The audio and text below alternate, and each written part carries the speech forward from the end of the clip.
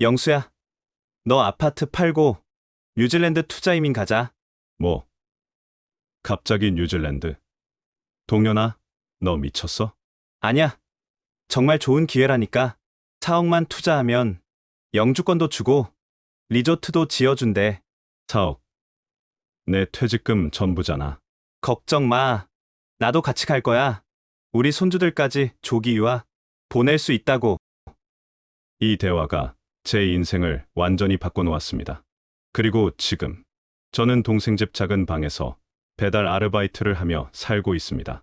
본격적인 이야기 시작 전에 구독과 좋아요 한 번씩 눌러주시면 큰 힘이 됩니다. 가족이나 친구들에게 영상 공유를 해주시면 나눌수록 행복은 2배가 됩니다.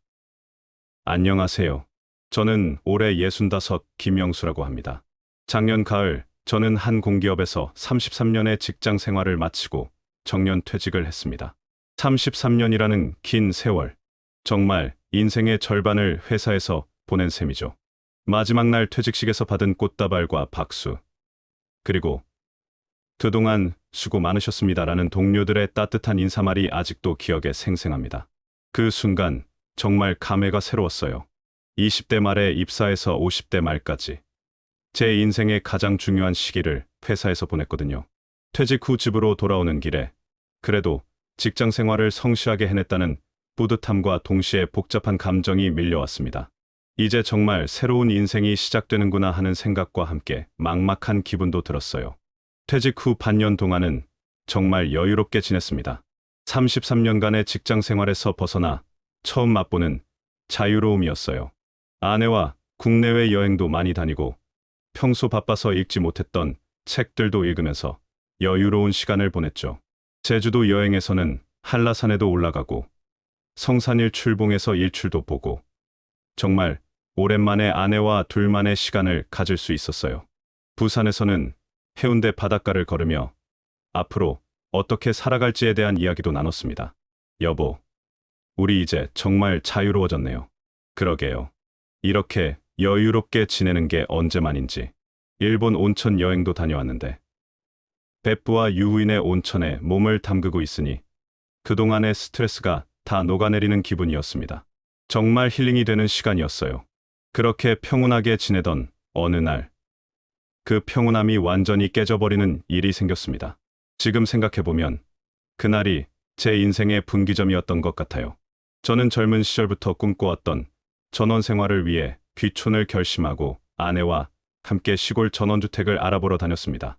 젊은 시절부터 아내와 함께 그려왔던 꿈이었죠. 여보, 우리 은퇴하면 조용한 시골에 아담한 전원주택 하나 마련해서 텃밭도 가꾸고 닭도 키우고 내가 좋아하는 큰 개도 마당에 키우면서 여유롭게 살아보자. 이런 대화를 젊은 시절부터 수없이 나눴었거든요.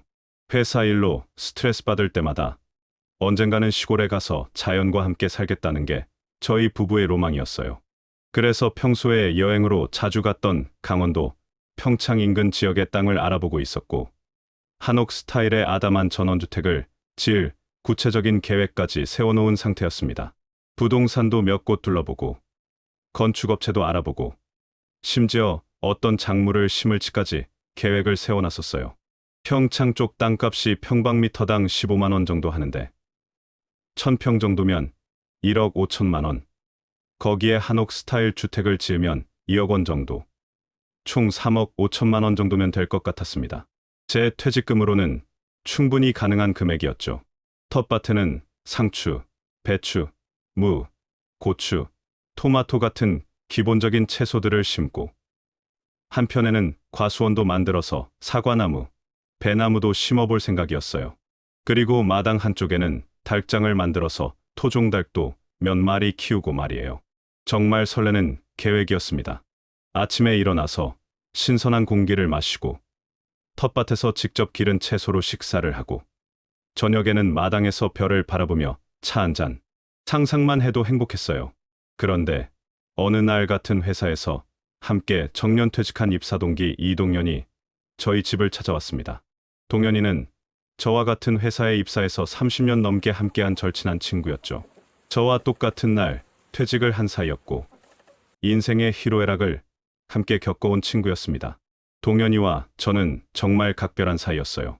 신입사원 때부터 같은 부서에서 일했고, 승진도 비슷한 시기에 했고, 때로는 술잔을 기울이며 대사불만을 털어놓기도 했던 가족 못지않게 가까운 관계였어요.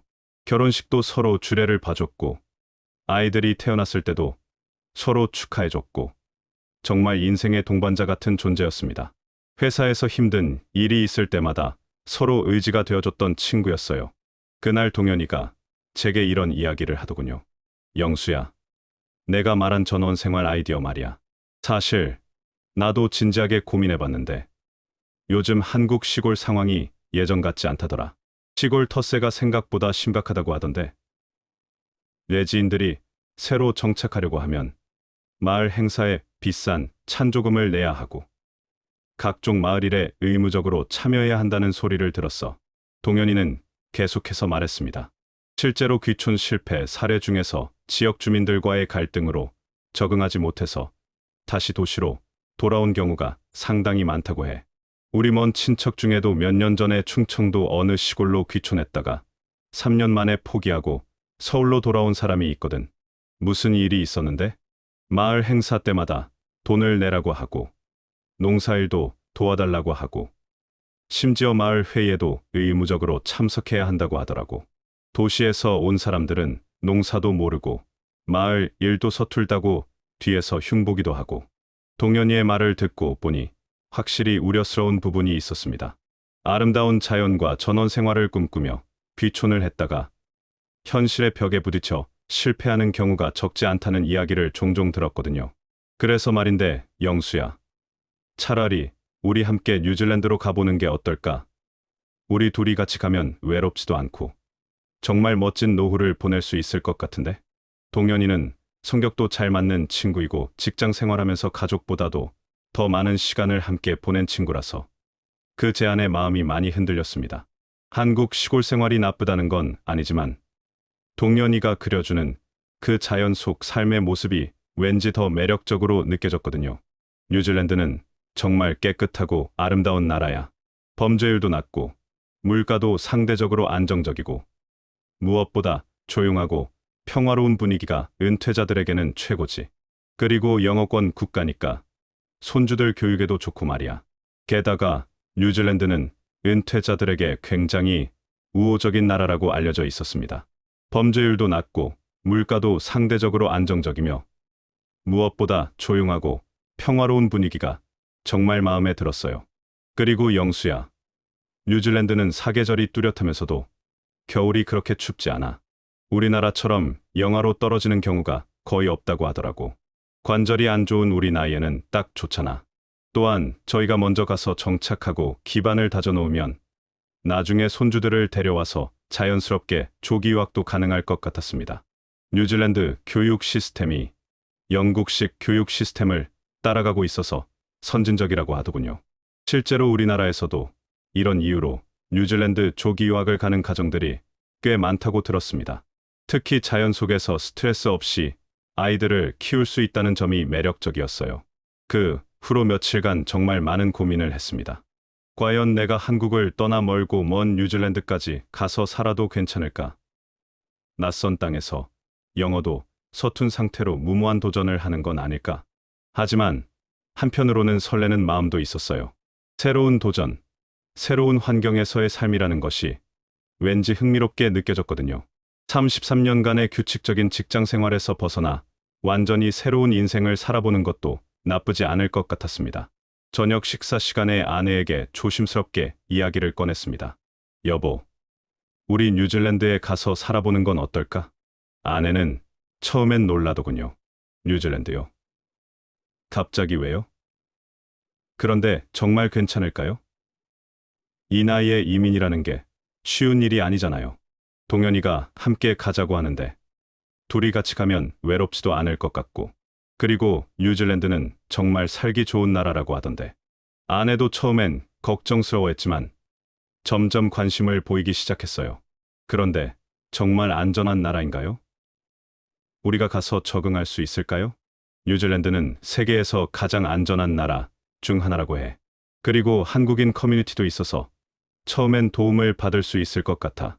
그래서 그날 밤 저희 부부는 유튜브에서 뉴질랜드 투자이민 성공 사례들을 몇 시간 동안 찾아봤습니다. 푸른 초원, 아름다운 바다와 마을 풍경, 그리고 현지에서 성공적으로 정착한 한국인 부부들의 행복한 모습들. 와, 정말 예쁘네요. 공기도 맑아 보이고. 그러게 말이야. 여기서 살면 정말 힐링이 될 것 같아. 한 영상에서는 60대 한국인 부부가 뉴질랜드 남섬의 작은 마을에서 펜션을 운영하며 행복하게 살고 있는 모습이 나왔어요. 양들이 풀을 뜯고 있는 광활한 목장을 배경으로 웃고 있는 그들의 모습이 정말 인상적이었습니다.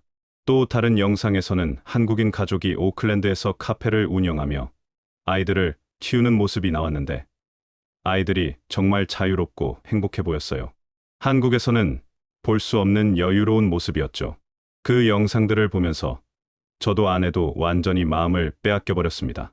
한국에서는 볼 수 없는 광활한 목장, 깨끗한 공기, 여유로운 생활 모습들이 정말 매력적으로 다가왔어요. 아들과도 상의를 해봤는데 아들과 며느리도 찬성하는 분위기였어요. 며느리는 한국에서 교육시키려면 유치원부터 경쟁이 너무 치열한데 아버님들이 가서 자리를 잡으시면 아이들과 함께 따라가겠다고 적극적으로 이야기하더군요. 아빠, 새로운 도전해보시는 것도 좋을 것 같아요. 그리고 뉴질랜드는 정말 살기 좋은 나라라고 하잖아요. 저희도 나중에 갈 수 있으면 가보고 싶고요. 며느리까지 이렇게 말하니까 정말 현실적으로 느껴지기 시작했습니다. 아이들 교육 환경도 좋고 저희는 여유로운 노후를 보낼 수 있고 일석이조인 셈이었죠. 손주들이 뉴질랜드에서 자라면 영어는 물론이고 글로벌한 감각도 기를 수 있을 것 같았어요. 한국의 치열한 경쟁 교육에서 벗어나 자연 속에서 자유롭게 뛰어놀 수 있는 환경이라니 정말 매력적이었습니다. 그렇게 해서 저는 한국에서의 전원주택 계획을 완전히 접고 동현이와 함께 뉴질랜드 투자이민을 준비하기로 결정했습니다. 은퇴 이후 처음으로 미래라는 단어가 이렇게 설레게 느껴진 적이 없었어요. 하지만 그 결정이 제 인생을 얼마나 깊은 절망의 구렁텅이로 밀어넣게 될지 그때는 정말 상상도 못했습니다. 동현이와 함께 강남 테헤랄로 근처에 있는 이민 컨설팅 사무실을 찾아간 건 6월 초였습니다. 엘리베이터를 타고 올라가서 문을 열자 고급스럽고 세련된 인테리어의 응접실이 저희를 맞이했습니다. 사무실 분위기가 정말 전문적이고 신뢰할 만해 보였어요. 벽 한쪽에는 20년 경력 뉴질랜드 전문 이민 컨설팅이라는 문구가 크게 붙어 있었고 사진 액자들에는 정장 차림의 한국인들이 뉴질랜드 해안가에서 환하게 웃고 있는 모습들이 걸려 있었죠. 아, 정말 많은 사람들이 성공적으로 이민을 갔구나 싶었습니다. 그 사진들을 보니 저희도 곧 저런 모습이 될 수 있을 것 같다는 기대가 생겼어요. 저희를 맞이한 사람은 40대 초반쯤 되어 보이는 박 실장이라는 분이었습니다. 첫인상부터 말투, 태도, 표정까지 참 부드럽고 정중한 느낌이었어요. 정말 전문가다운 모습이었죠. 동현이는 이미 여러 차례 전화 상담을 한 상태였는지 익숙하게 악수를 나누며 저를 소개했습니다. 여기 제 입사 동기이자 함께 뉴질랜드로 이주를 계획하고 있는 친구입니다. 저희 둘이 함께 움직일 예정이라 상담 부탁드립니다. 박 실장은 환한 미소를 지으며 말했습니다. 아, 두 분 정말 잘 오셨습니다. 지금이 딱 투자 이민의 최적기예요. 정부 승인이 완료된 신규 리조트 프로젝트가 하나 있는데 이게 올해 마지막 모집일 가능성이 높습니다. 최적기라는 말이 묘하게 자극적이었어요. 뭔가 지금 놓치면 안 될 기회라는 생각이 들기 시작했죠. 그는 저희를 회의실로 안내하면서 대형 TV 모니터를 켰습니다. 영상에는 푸른 초원과 해변이 어우러진 광활한 부지가 나오더니 곧 고급 리조트 조감도가 화면에 등장했습니다. 아름다운 수영장, 산책로, 골프장, 레스토랑까지 마치 관광청 홍보 영상을 보는 것 같았어요. 와, 정말 멋있네요. 동현이가 감탄사를 내뱉었습니다. 그렇죠. 이게 바로 저희가 연결해드리는 퀸스타운 레이크사이드 리조트 프로젝트입니다. 뉴질랜드 남섬 퀸스타운은 남반구의 스위스라고 불릴 정도로 경치가 아름답고 은퇴자들 사이에서 인기가 정말 높은 지역입니다. 박 실장의 설명이 계속되었습니다. 뉴질랜드 정부에서 투자 이민자 유치를 위해 특별히 허가한 복합 리조트 개발 사업인데요. 현재 한국인 투자자들도 일부 참여하고 있고 초기 투자 물량은 대부분 마감된 상태입니다. 마감된 상태라는 말에 또 묘한 조급함이 생겼어요. 뭔가 서두르지 않으면 기회를 놓칠 것 같은 기분이었죠. 박 실장은 잠시 말을 멈추고 저희를 바라보며 조용히 덧붙였습니다. 두 분께는 이 프로젝트가 정말 완벽할 것 같습니다. 이민 목적과 은퇴 후 전원 생활, 두 마리 토끼를 동시에 잡을 수 있거든요. 정말 그 말이 핵심을 찔렀어요. 이민도 하고 전원 생활도 하고 투자 수익까지 얻을 수 있다니 너무 완벽한 조건이었습니다. 저는 반신반의하는 마음으로 질문했습니다. 그런데 리조트가 실제로 개발되고 있는 건가요? 뉴질랜드가 자연환경 보전을 중요시해서 이런 대규모 개발 사업은 잘 허용하지 않는다고 알고 있는데요. 박 실장은 기다렸다는 듯이 서류 봉투 하나를 꺼내며 자신 있게 설명을 이어갔습니다. 아, 네. 사전 조사를 많이 하셨나 보네요. 안 그래도 그 부분을 지금 설명드리려고 했습니다. 말씀하신 대로 뉴질랜드는 환경보호 기준이 세계적으로도 매우 엄격한 나라입니다. 그래서 아무 개발이나 허용되지 않아요. 이번 리조트 프로젝트는 뉴질랜드 환경보존부와 퀸스타운 지방정부에서 환경영향평가를 완전히 통과하고 공식 인허가를 받은 사업입니다. 설명이 정말 체계적이고 논리적이었어요. 예를 들어 건물 밀도 조절, 녹지 비율 유지, 폐수 처리 시설, 태양광 패널 등 친환경 설비 조건들을 모두 충족해야만 승인이 나는 구조예요. 오히려 뉴질랜드 이민청에서는 부동산이나 건설 개발이 과도하게 이익 위주로만 진행되면 투자 이민, 비자 승인 자체를 거절하기도 합니다. 그래서 이 프로젝트는 개발사와 이민청, 지방정부가 3자 협의로 진행되는 구조이고요. 뉴질랜드의 주요 산업이 관광산업이라서 국가 발전을 위한 차세대 관광산업으로 육성하려고 뉴질랜드 정부에서 적극 후원하고 있는 사업입니다. 정말 완벽한 설명이었어요. 의심할 여지가 전혀 없어 보였습니다. 그러면서 그는 몇 장의 사진을 보여줬습니다. 이게 현재 공사 진행 상황 사진입니다.